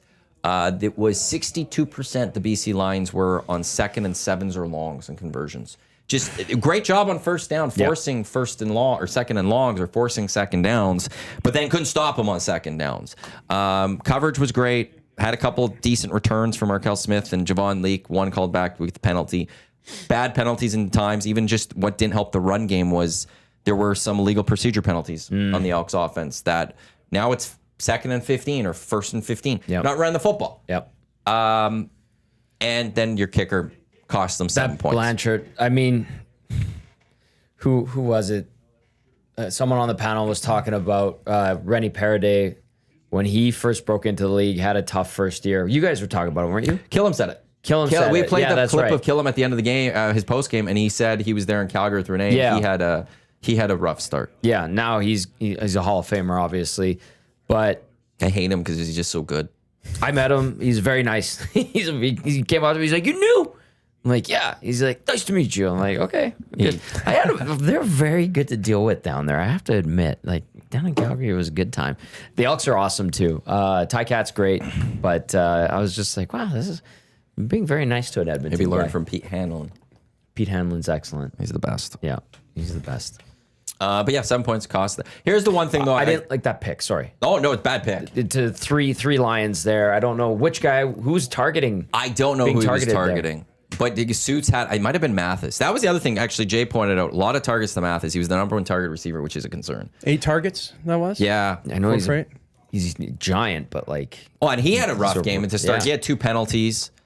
He had a couple drops in the first half, and then in the second half, there was one time where Jay and I were watching, and he didn't know what was going on. He's trying to I don't know when. And the play So he snapped, just and ran. he just started running, and you're just like, this guy has no idea what he's supposed to do right now. Just go. Where is it? But and that's where is that designed? Was that Trey didn't have time, so he zoned in on Mathis? What is that? Mathis should not be your most targeted receiver. No. The thing I will say though is because the Elks, this is the 5th straight season now. I think 21, 22, 23, 24, 25. Yeah, 5 straight seasons.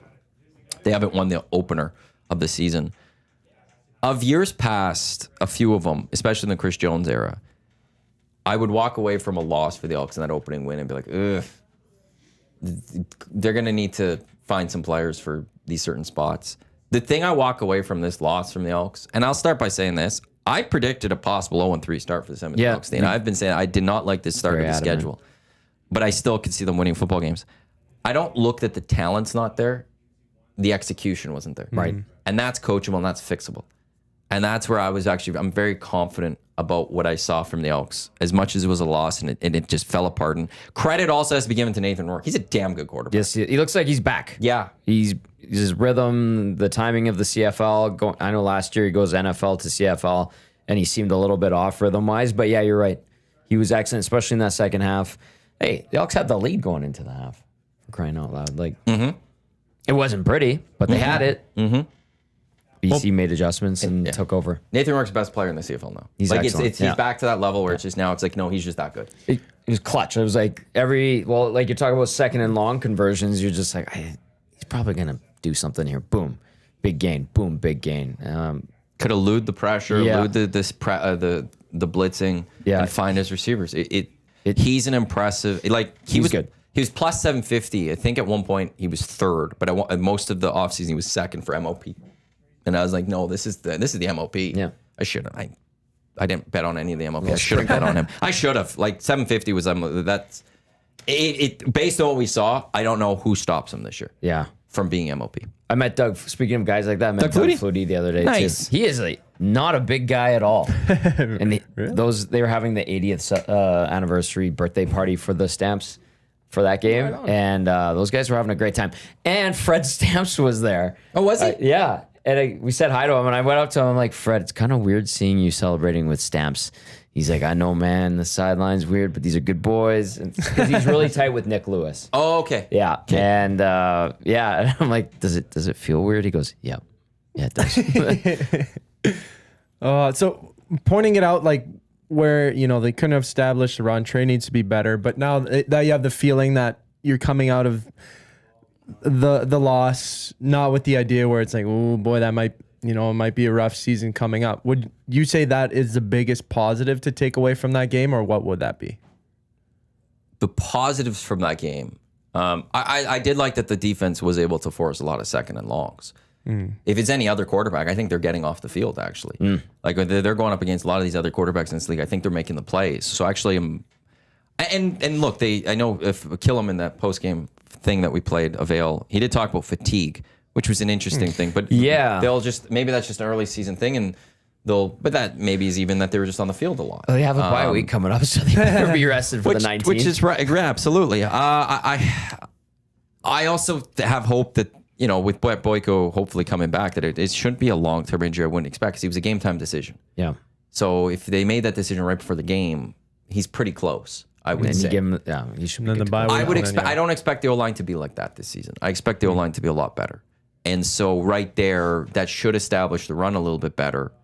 And I think that settles Trey down. I think right off the bat, Trey was, the game was a little fast for him in that one.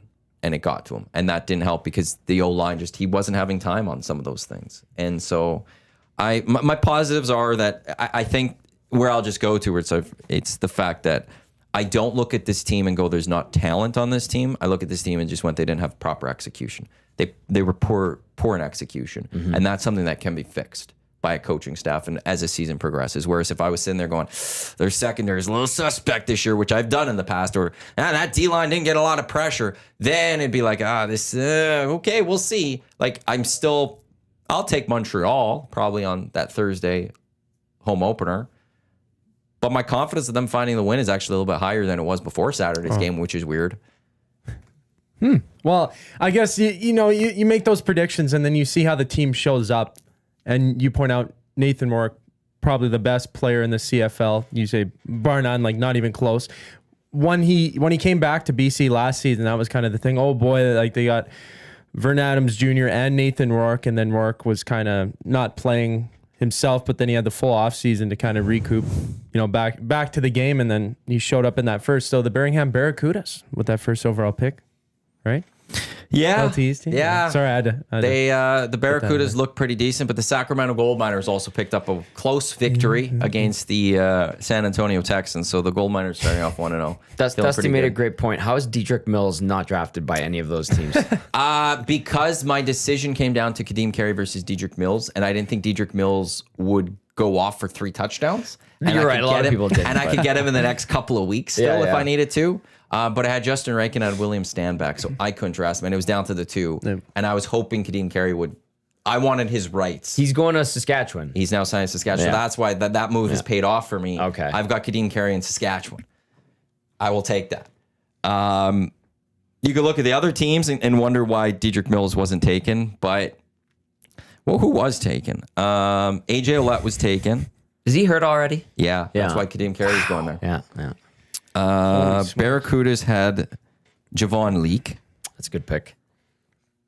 Who did McCourt? McCourt took Butler out in BC. Who else is taking? Because then I had a bunch. Did no one else take another running back? Oh, Greg Bell was also taken from Hamilton, who was really good last year. So it's just not as much of a running back league. Don't worry, somebody's going to take Dedrick Mills this week. I'm trying to assume as much. I'm trying to see if I could do it as well. He had a very strong game. I'm not expecting Clark Barnes had a good game too. 114 yards receiving.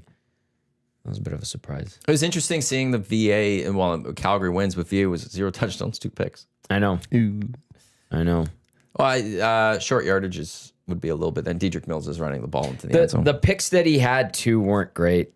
I remember watching the second one. I was like, who was he throwing that to? Anyway.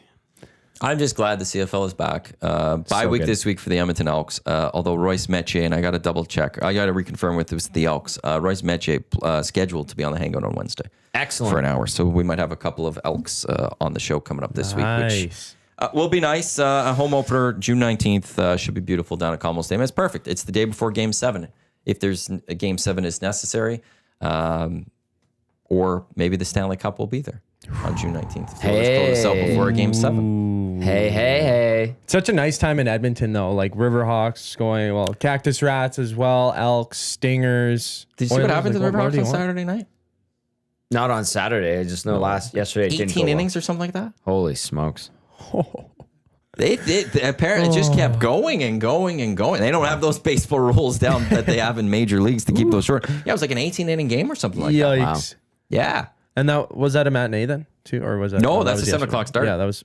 My brother kept texting me as I was doing the post game show, going like 16th inning, 17th inning, because he was following along and how it went. Yeah, the Riverhawks won like 18 innings or something, and then they had to play them the next day. Yeah, yeah, on the matinee. Yeah. My brother was showing me. Actually, the Riverhawks posted it on their social media. It was pups in the park night, and they did Simba Cam. Simba. And it's funny when you pick up a dog and it just goes limp. The dog's like, "What's going on?" Some of them were like kicking their legs, but yeah, apparently it was a great time, despite the fact the Riverhawks lost yesterday. It didn't go well, but beautiful day. You're right. It was a good day at the park. They do a lot of fun things like down there, and with the dog thing. Yeah, if you pick up a corgi or something, pretends to swim. That's it. Well, there's a couple of them that were like, just going. Just going. What a beautiful day at the park. Yeah. But they also had alternate jerseys celebrating green onion cakes. I've seen. Yeah, the Edmonton green onion cakes, like to celebrate. Of course, it was created It's an Edmonton staple. Yeah. It is an Edmonton staple. So they were wearing some green tarps with a little onion on the front there too. I like that. They had the Talus balls too last year. So very Edmonton. Steve Hogle does a great job. They do a great job over there with the Riverhawks. Actually, I was driving back and I saw like everybody walking to the park. I'm like, game day. Should I go? No, I'm exhausted. But it looked like it was awesome. Steve Hogle, director of fun. Yeah, way to pick he definitely picked that title. That's Hogle, 100%. Collingwood Rob, real quick. Just final note on the Elks. Yeah, I saw that one too. I wanted to get to it anyway. You want to read it? You could go. Are you sure? Yep. The positives for the EE were the D in first down or short yardage. The return game, punting was fantastic. Special teams coverage was better. Trey needs to get the ball quicker and lower to his receivers. He exposed too many of his teammates to big hits. The running game looks promising. Place kicking is a big worry. I agree with you, Collingwood Rob. Can the rookie settle in? The double E were right there for 2/3 of the game. One thing I also said on Trey, a couple of high snaps from David Beard in that game too. Yeah. Which caused some scrambles and stuff. So that didn't help too. And I'm assuming that's not helping the confidence and the nerves of Trey there as well. So just like a lot. And then there's that Christmas. There's that execution that just wasn't there on Saturday. As for the kicking, like Ed with Eric and Dave last week, I know he talked about it and he said like, yeah, you got young people and kill them even post game. You got to give these guys a chance. They're young. You don't want to lose a good player just because you were a little too quick on them. Right. But at the same time, though, you need to have some sort of growth and developments. I'm expecting him to be here on June 19th against Montreal, but I'm also expecting him to be able to make a kick on June 19th. You can't have 3 misses for 7 points all going left. He's yanking them, right? They were all left. Yeah, that's right. Like it's, and actually, quite frankly, that maybe gives me positive that they're all going one direction. Because now it's like, and in a joking way, just like look a little more to your right and, you'll get them in. But I would assume technically that could be fixed.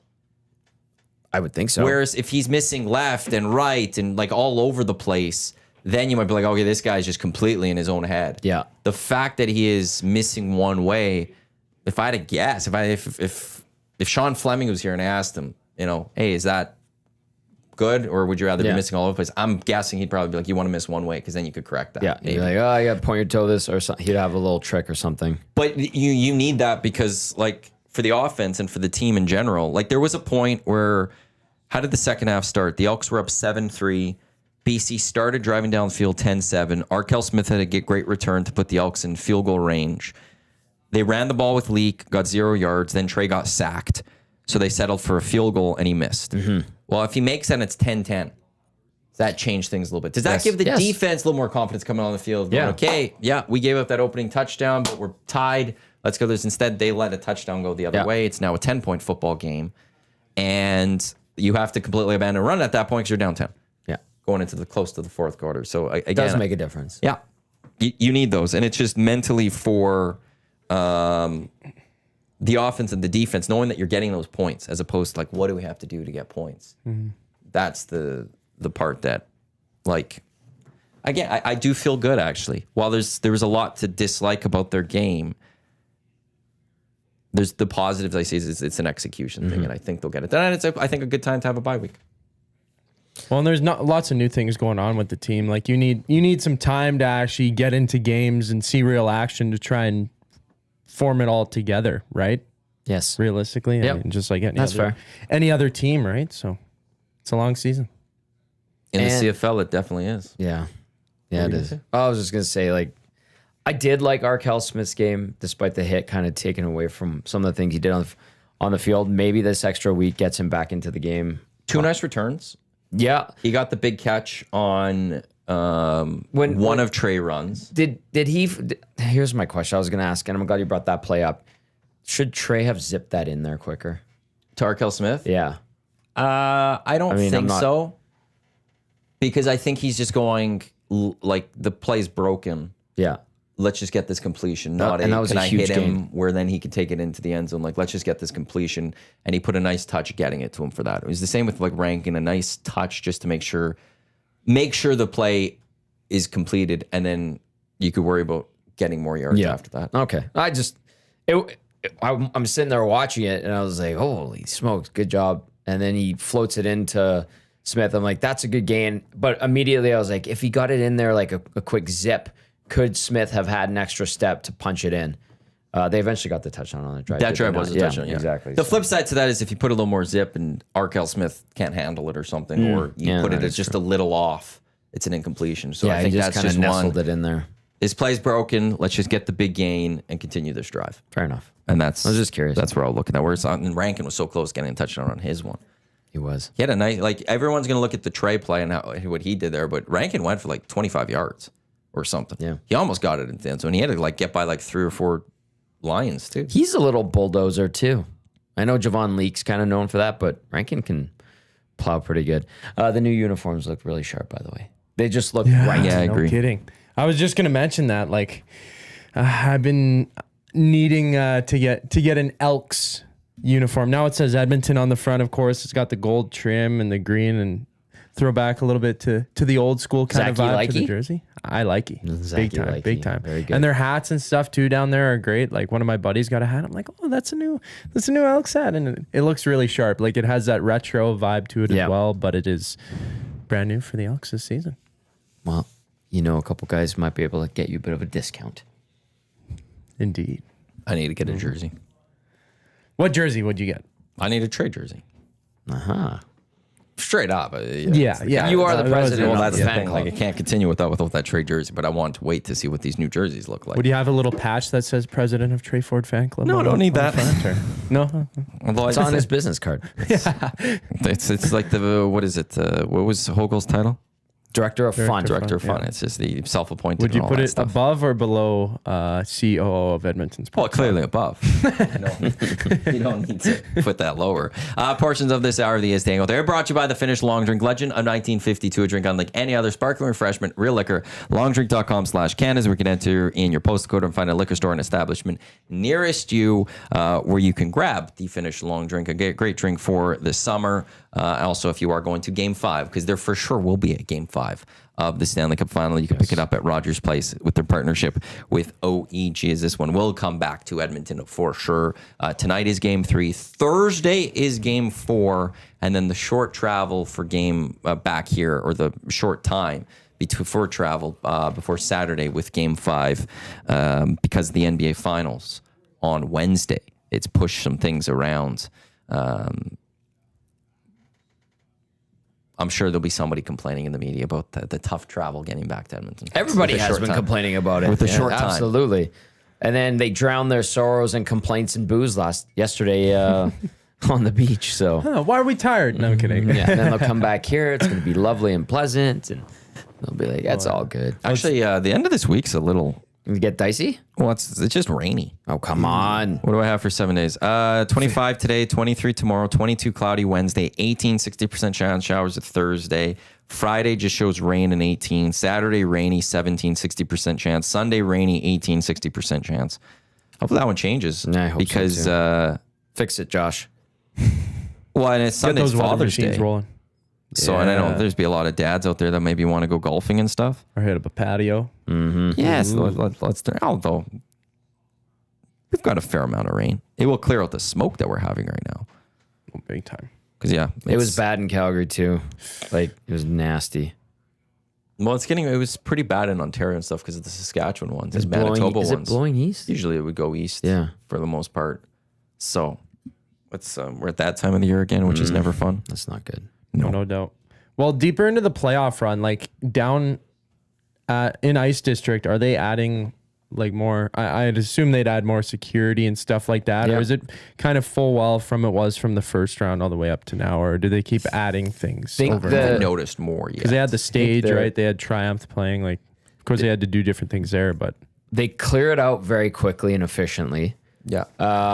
Did you notice 104th Ave was even more of a police presence? And so I wasn't paying attention. yeah, I mean, I'm looking. They shut down 104th Ave. I think they've done a good job of dispersing and getting rid of the hooligans, if you will, or those who have had a little bit too much. I feel like it's gotten better and better and better. Now you're gonna get your dum-dums that do dumb things, unfortunately, but it seems like it's been better. And then like I've been walking the pedway to get back to Ice House for post game.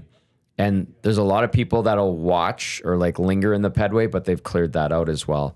So yeah, you said all the high schoolers would. a lot of high be up schoolers there. because Yeah. they can't go where you drink. So If there's a serious clinching game for the Oilers, I'm assuming there'll be even more presence yeah, because they'll be ready for the party should the Oilers win. yeah. They'll have to have more of a presence. And I would assume there'd be a little bit heightened presence on white. Maybe yeah. You'd have to have a little bit more there. I don't know how, like, those bars will be full and stuff, so they'll have to have a couple of things. But if it, you know that once a team wins, that's when things really take to the streets. And so I'm assuming they'll have to be extra ready for that one. You'll see more come out for that one. I wonder, is Florida hosting a show? Are they going to have an artist I playing think so. down there? Hang on, 'Cause let's see. they The had league always Khaled sends out. or DJ Khaled down there, I think, for game 1 or 2 to kick off the series last year. I remember that. So maybe they usually- have somebody big like that. I think they have like a stage and stuff set up down there too. Usually they give us like an idea of what's going on, events and stuff. because I didn't when I was checking, I didn't really see anything, but maybe it's announced today. So. Yeah, I found somebody from Florida going, hey, have any Panthers fans heard about a pregame concert tomorrow like they've done in the last 2 years? And no one was able to answer it. Somebody did say, though, please let it be Newfound Glory or Non-Point and not that hack DJ Khaled. So they're not fans there of we go. DJ Yeah, that's Khaled. Yeah, I'm not seeing anything right off the bat when I'm looking. Did you guys catch any of that show? I mean, you guys are right down there. No. No. I saw a video. Gazdic was watching it straight, and he was in his suit because they got the Sportsnet, the truck or trailer down there too that they just kind of huddle up in. They have in the mosh security pit. around that 24/7. I did notice that yesterday. 24/7. Yeah. Well, yeah. I'm guessing you don't want anyone sneaking in and hiding somewhere, getting in early and stuff. That truck's super expensive. Oh, Gaz, can I get a signature? signature?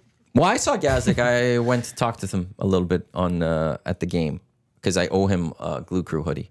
I saw him. Did you say you're gonna get it to him? Well, I asked. I brought it just in case because. Also Craig Button has an EST hat now too. Nice. Mike, the Michigan fan, bought him one. Messaged me one. He's like, Craig Button said he wanted to have one. So I want to buy him one. So he bought me a Nice, hat. Mike. So I got it to Craig. And then. Well, I went to I don't know, he's busy and he's got stuff. So he said, bring it for game 5 or something. So I'll get him his Glue Crew hoodie. He loves joining EST. He is very busy. Which is cool. And he's going to be in town. Capital Care Golf Tournament. I know our Nasties got an email on this, the Nasty Club members. Edmonton Sports, we're jumping up. But we have the EST Golf Classic presented by Play Alberta that's completely sold out July 8th at the Ranch Golf and Country Club. But coming up in August, we're going to be broadcasting all day live from Redtail as it'll be the Capital Care Golf Tournament, the bestest day ever. Charity golf tournament. And Luke Gazdic's coming into town for that one. So he might be on the Hangout Awesome. in advance of that as SD well. winner. SD, I'm going to bring that day when he comes in, I'll give him his SD. Because we need to get him his SD. It's a very prestigious award. But yeah, so if you want to golf in the Capital Care Golf Tournament that, again, we're going to be part of, go to EdmontonSportsTalk.com. At the very top, it says Capital Care Golf. Just click that. It'll take you to the link. There's early bird pricing before July 1st, but it's going to be a fun day of golf out at Redtail. I love tournaments. I love golfing, but tournaments are just a lot of fun. So Is that tournament the same kind of style where it's so it's a shot count? Well, when we it's play a scramble type. Okay, Yeah, it's a scramble, okay. that most golf tournaments you're ever going to play Gotcha. in Edmonton that are for charity or things like that or of that nature, they're going to be the scramble, which is I'm They're looking. fun. I'm looking at the NHL event schedule through the media site.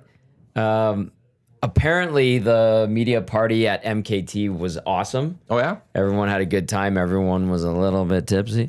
They're doing tomorrow. It's the Eastern Conference reception at the Boatyard. Food and drink, Stanley Cup final, Eastern reception. That's probably going to get a little sloppy too. Boatyard, Yeah. They had the cup and the Conn Smythe at the reception. Fort Lauderdale. Let's take a look at this place. But I'm not seeing anything Oh. for That's entertainment. nice.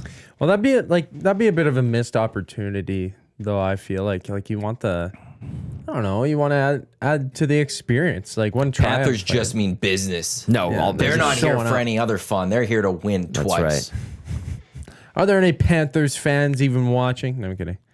Sure. Are there any Panthers There's like fans? 7 of them. Yeah. I'm kidding. The 2025 NHL Draft Prospects Media Avail is happening today, so you're going to see the top prospects rolled out. Look Right. for that today. Yeah, Also, the did combine see was getting underway, right? Friedman Combine, say last week, I think, that the NHL is going to be doing a one and done with the decentralized draft. Yeah, we were talking about that.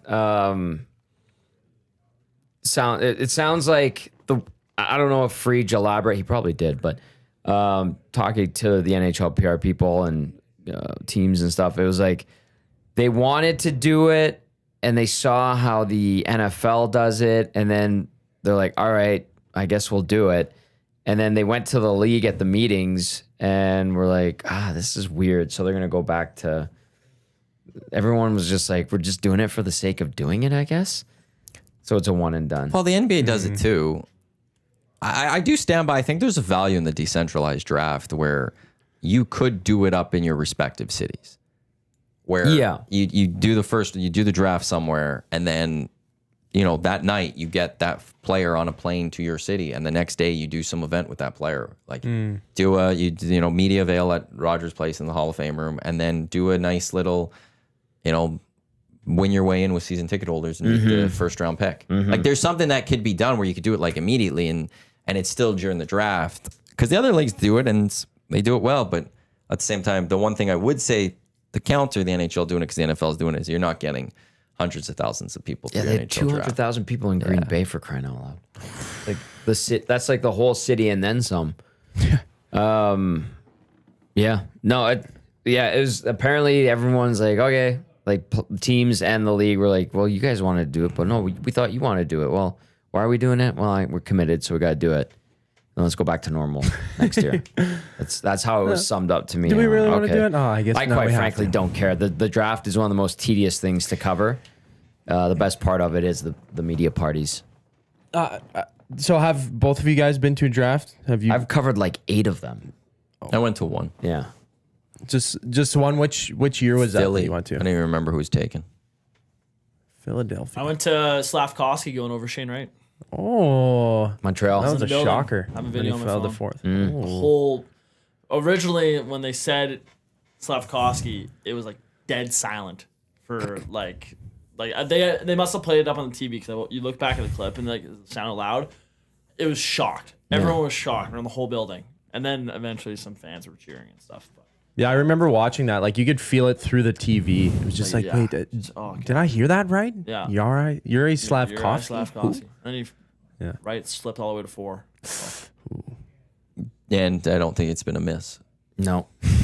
Nope. Seattle. I forget about him. There's serious questions Seriously. about like Seattle's direction. We talked about it on Hello Hockey. Land. What are they doing? Like Great they're- question. They're not a playoff team. They're not a completely bottom team. Like No identity. Ron nothing. Francis didn't do a great job when he was with Carolina. Yeah. I question More the of that in signings Seattle. with Chandler Stevenson and Brandon Montreal. All that did was just put them more in no man's land. I like those guys. I think Yeah. those are good players. They're good players. Montour's a good defenseman, actually. But like did that team need that? Like that didn't push them to a playoff team and nowhere near contenders. I was just gonna say, they're kind of like Carolina, where they have lots of good players, Yeah, but not a lot of dynamic players. And I know they want Beniers to be that, and he's kind of taking a step back. But yeah, I don't know. They're now Jason Botterill's the GM. Kind of reminds me of Lane Lambert's the coach, and there were people. There was a joke going around here heading into Game 2 when Lane Lambert was announced. It was like no one else wants to go there. Lane Lambert's like, oh, I guess I'll be a head coach again. Sure, But again, Jay Woodcroft doesn't get it. Yeah, Does he go Although to maybe he goes Dallas? to Dallas. Yeah. there you go. There's a vacancy. Yeah. Which I saw a clip. Jim Nill was asked about the pull, and he says he had no problem with the pull. Yeah, and he talked about other things, and apparently, Pegs talked about it a bit on Hello Hockey. He said there was stuff brewing, and even like within that Western Conference Final, day to day, like the players were getting frustrated with DeBoer and some of the tactics being utilized and how he was handling things, and then it just culminated in what we saw in Game 5. So It didn't seem like Jim Nill was like that ticked off with the pull. It was, I think, the players were. That's what Peg said. The players were like stuff before that as well. But yeah. They didn't like how that was all addressed. Well, if your players aren't liking it, like, why would they want to play for a coach that they don't really like the choices that he makes, right? True, It sounded but like he lost the team. yeah, It seemed like. it felt like self-sabotage too. I just and that, but also then just tells me that he knew he was done anyways. Yeah, it could so be. it was like just who cares? I'm not here to win these players over. I lose them. I'm going to be fired anyways if we don't get past this. So I'm gonna do whatever I can, and then or maybe it's just screw you guys. You guys don't like me. Screw you. I'll come at you. You, Chigodge, get out. Now I'm just gonna piss on all you guys. Yeah, that's That he did. like just the way it was so odd to see it where he went to go back to the net and he's just like, no, you're out. Time out for you. Back here. Yeah. Yeah. Well, there's that. Oilers, Panthers, Game 3 tonight. Oil Stream, GCL Diesel, Oil Stream pregame show. That gets going at 5 o'clock live at Boston Pizza Westgate, just across from West Edmonton Mall. Forgot to mention we have a special guest host with us, Jolene Latimer. Oh, nice. We'll be on location. Nice. Today, still also Lock Shop, Dusty, and Jay Milne. They will have a lock shop for you. We got Oil Stream, we got EST Afternoons, we got the Reed Wilkins Show with Jay Milne until 5 o'clock. That's all to come here in Edmonton Sports Talk as we get you covered for this pivotal Game 3 between the Oilers and the Panthers, who on Play Alberta last I saw, Panthers were pretty good favorites, I would say. Oilers were plus money. I think anytime you get Oilers plus money is a good thing. Up plus 120 right now for the Edmonton Oilers. Panthers minus 164. Over under set at 6.5 up at Play Alberta. I did look earlier. Overtime is also plus 300. If you think there's going to be overtime tonight, it's plus 300 if you want. If you think we can get 7 games of overtime, that's still to happen. EST specials up right now. Dusty's early bird is the Oilers to win on the money line. McDavid 2+ points. Bouchard and Draisaitl each with a point. That's plus 300. And his play of the day is Perry getting a point or more. That's plus 103. PlayAlberta.com or .ca or download the app. Again, the promo codes for the month of June. EST Casino. Deposit 20 or more to get a $50 casino bonus. Or EST Sports. Deposit 20 or more and get a $50 free sports bet. Edmonton Sports Talk, proudly presented by Play Alberta. Thank you to everyone, by the way, for tuning in on TuneIn, iHeartRadio, EdmontonSportsTalk.com, YouTube, Apple Music, podcast, all of it. Please hit that thumbs up button for us. Subscribe to our podcast as well. We would greatly appreciate it. I spent some time on Play Alberta over the weekend. Did you? Yeah, I made a couple wagers on the UFC 316 that went down. And how did that go for you? Well, they hit. I made a couple extra bets just as a backup, where it's like plus 1,000, so it might not happen. But there's a Might not slight happen. chance. Plus 1,000 is a good chance. So I was Although using the my lock game shop parlay sense. was plus 950. Yeah, I was using my game sense, so I didn't put the house on it. Very modest on the bet place there, but I had a pretty decent one and I cashed out. So now I use that money to bet on the game today. Good. Yeah, all block shots I'm betting on. Number of block shots. Yes, yeah. Are you actually? Yeah, seriously. Oh, you're being yeah. serious right now. Like I thought you were a joking. 6-player parlay plus 442 that I bet on. Nico Mikla over 1.5 shot blocks. Matthias Ekholm over 1.5. Darnell Nurse over 0.5. Forsling over 0.5, Wallman over 1.5, and Seth Jones with 0.5 and over. Sure. Sure. Makes the game a little bit more exciting, right? I don't think I'm riding with you on this one. No. I'll let you have at her and stuff. Canada, also soccer. We played Ukraine on Saturday. And 4-2 win. Dominating performance, actually, from the Canadian men's national team. I think gave up 2 goals late to make it a little bit closer.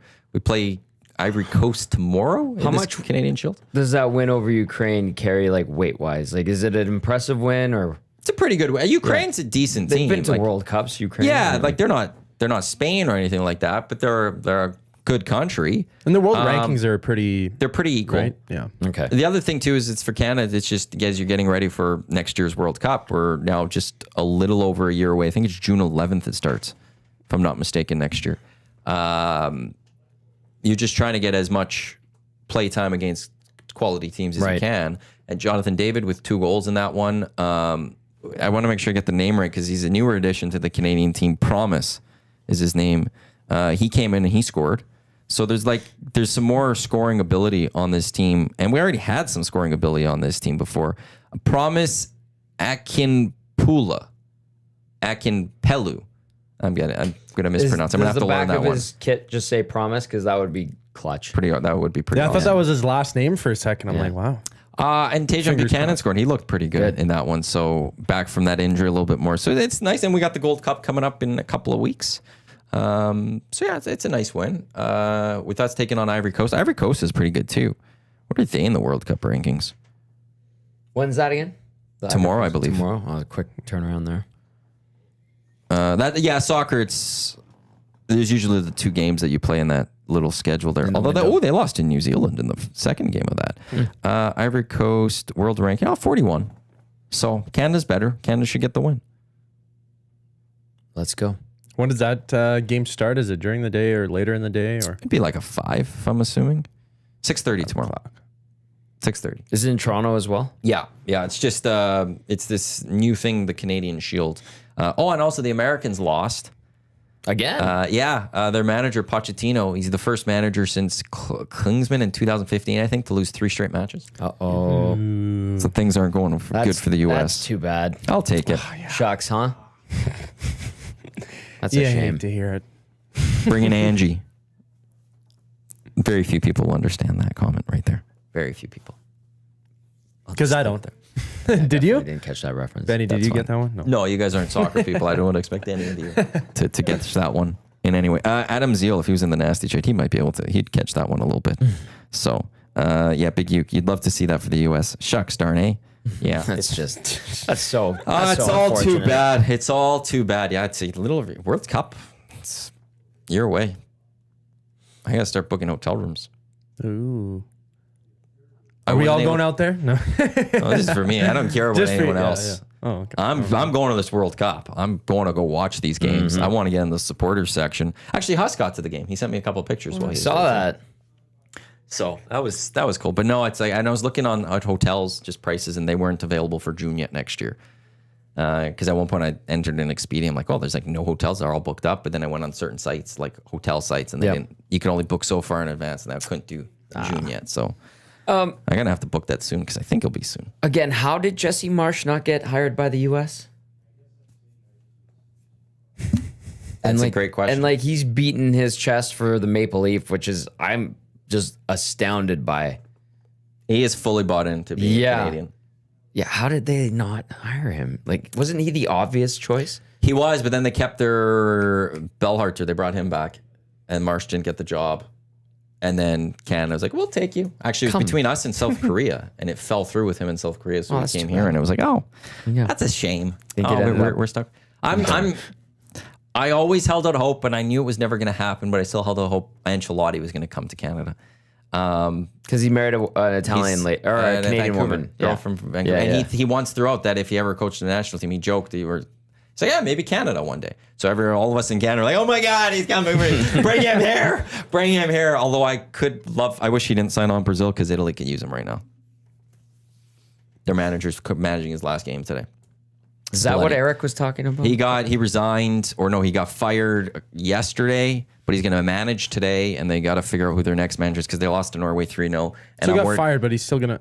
they need someone. Yeah. And He it's needs one of somebody. those, it's your national team. Yeah. You're not going to ditch your national Yeah, team. yeah, yeah. He also Peggy understands talked that he's had his issues, and he hasn't been good enough, but I'm worried Italy's not going to make this World Cup either. That's got to be odd. You're like, oh well, I'm fired, but I still got to show up for work tomorrow. It's the... You're not can going still to manage. disrespect your national team. Yeah, you That's can the still- thing. True. I get. Yeah, It's your it's a it's for different country. level. Yeah, it's not just for you. It's yeah. Well, it's and for it's, the country. you obviously took this job because you care about your national team Yeah. and stuff. You're not going to just go away and If you want to bring that concept closer to home, when Jay Woodcroft got let go, remember they thought they were done after that San Jose. loss, and Yeah. then and then they coached that game against Seattle. They won it, and then the announcement was made. Gone. Yeah. Probably in the back of his mind, knew. he was like, well, yeah, Zach, thanks for coming in early on the Hangout today. yeah, for sure. It was fun. It's great having you on. Benny, good work on the other side. As I said a little bit ago, Lock Shop coming up next. We got Oil Stream. We've got EST Afternoons. We've got the Reed Wilkins Show with JML, 5 o'clock. GCL Diesel Oil Stream pregame show. Tommy, Hernan, Cash, Julian Lattimore, they'll get you set for Oilers Panthers Game 3 out in Sunrise, Florida. And then they will be back with the post-game show as well. On behalf of Tommy, Zach, Benny, I am Matt. Thanks for tuning in to the EST Hangout presented by Sentinel Storage on your clear choice for Edmonton Sports, Edmonton Sports Stock Lock Shop. Coming up in a few minutes. Don't go anywhere. Let's go. There you go, right in front of the camera. First-time guest, long-time listener, fan of the original draft commissioner. Welcome to the EST Hangout presented by White Claw Hard Seltzer. The difference is clear. Matt Iwanyk, Tom Zola with here. Joining us today,